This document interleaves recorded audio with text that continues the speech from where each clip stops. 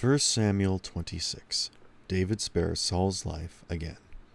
Some people from Ziph went to Saul at Gibeah. They said, "David is hiding on the hill of Hachilah.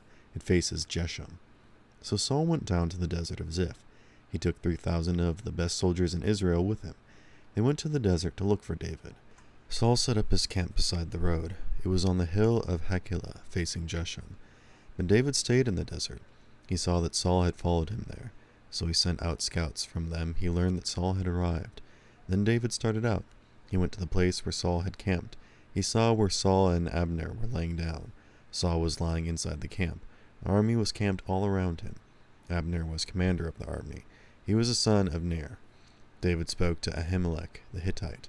He also spoke to Joab's brother Abishai, the son of Zeruiah. He asked them, "Who will go down with me into the camp to Saul?" "I will go with you," said Abishai. So that night David and Abishai went into the camp. They found Saul lying asleep inside his camp. His spear was stuck in the ground near his head. Abner and the soldiers were lying asleep around him. Abishai said to David, "Today God has handed your enemy over to you, so let me pin him to the ground. I can do it with one jab of my spear. I won't even have to strike him twice." But David said to Abishai, "Don't destroy him. No one can lay a hand on the Lord's anointed king and not be guilty. You can be sure that the Lord lives," he said. "And you can be just as sure that the Lord himself will strike Saul down. Perhaps he'll die a natural death, or perhaps he'll go into battle and be killed. May the Lord keep me from laying a hand on his anointed king. Now get the spear and water jug that are near his head. Then let's leave." So David took the spear and water jug that were near Saul's head.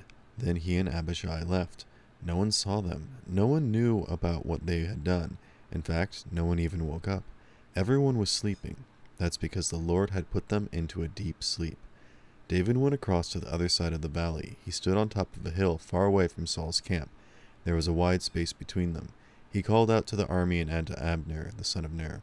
He said, "Abner, aren't you going to answer me?" Abner replied, "Who is calling out to the king?" David said, "You are a great soldier, aren't you? There isn't anyone else like you in Israel. So why didn't you guard the king? He's your master, isn't he? Someone came into the camp to destroy him. You didn't guard him, and that isn't good. You can be sure that the Lord lives, and you can be just as sure that you and your men are worthy of death. That's because you didn't guard your master. He's the Lord's anointed king. Look around you. Where are the king's spear and water jug that were near his head?" Saul recognized David's voice. He said, "My son David, is that your voice?" David replied, "Yes, it is, King Saul, my master."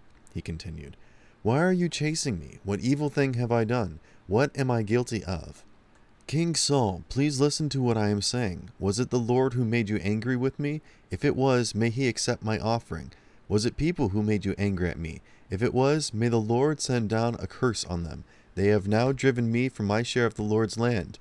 By doing that, they might as well have said, 'Go and serve other gods.' Do not spill my blood on the ground far away from where the Lord lives. King Saul, you have come out to look for nothing but a flea.